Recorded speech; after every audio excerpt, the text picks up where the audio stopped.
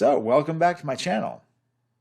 When I was a young man growing up as a Jehovah's Witness, I would hear how, we knew Armageddon was coming. We knew the new system was coming. That's essentially the afterlife for Jehovah's Witnesses, sort of. The afterlife without dying. So we knew that was coming because we could look around and see how bad the world was. It was worse than it had ever been. And we as Jehovah's Witnesses, we were so persecuted, and we would talk about that before we would put on like our suits and our dresses and go knock on people's doors to hand them the watchtower. Even as a kid, I just didn't really find it convincing. I didn't think that we were living in the worst times because I had heard of the Black Death, and that seemed way worse to me. The Black Death seemed way worse than living in the 90s in the United States. But yeah, I'm starting to think, though, we now don't live in the worst times. Right now, it's not worse than the Black Death, but we may live in the weirdest times now.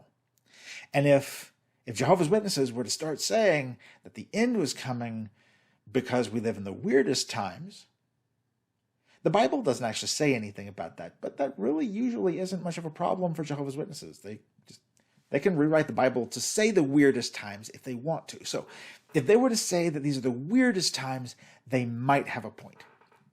And I'm going to talk for a minute about why these are the weirdest times.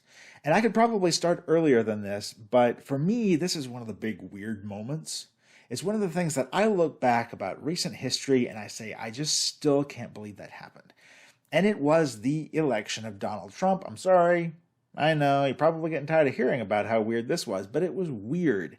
At the time, I didn't even think he actually wanted to be president. Looking back, I kind of think he did. And I think it was all about that humiliation he experienced at the correspondence dinner with Obama and whatnot.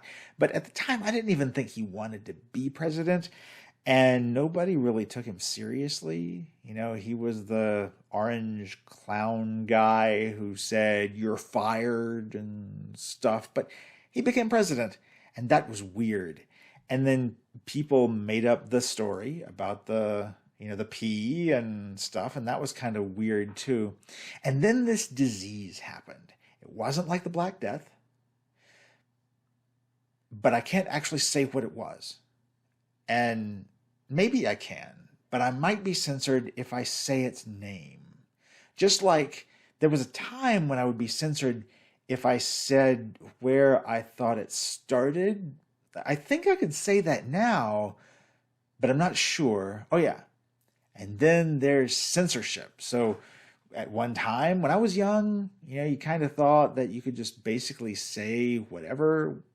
Freedom of speech wasn't just about the government. We thought we had it in our personal lives. And, even when I was an adult and we had social media, you could still pretty much say whatever you wanted to, but you can't now.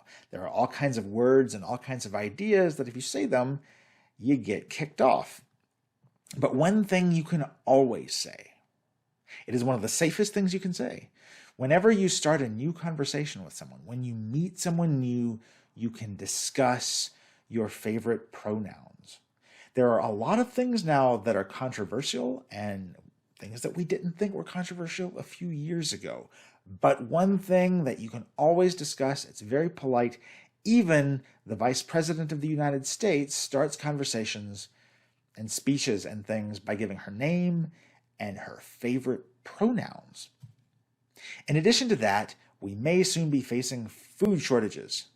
And we're kind of at war with Russia. Sort of.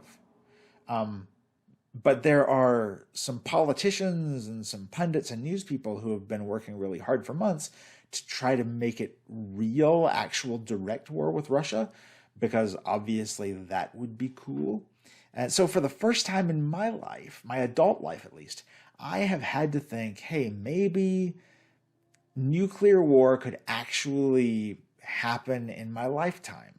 And that for me is also kind of weird, even though, my parents' generation lived with that a lot. For me, haven't really, so that's kind of weird. Oh, and speaking Speaking of nuclear, the former president that I didn't think was ever going to be one, apparently he's not so much into Russian pee, but he is into nuclear documents that he likes to take home with him from the White House for some reason.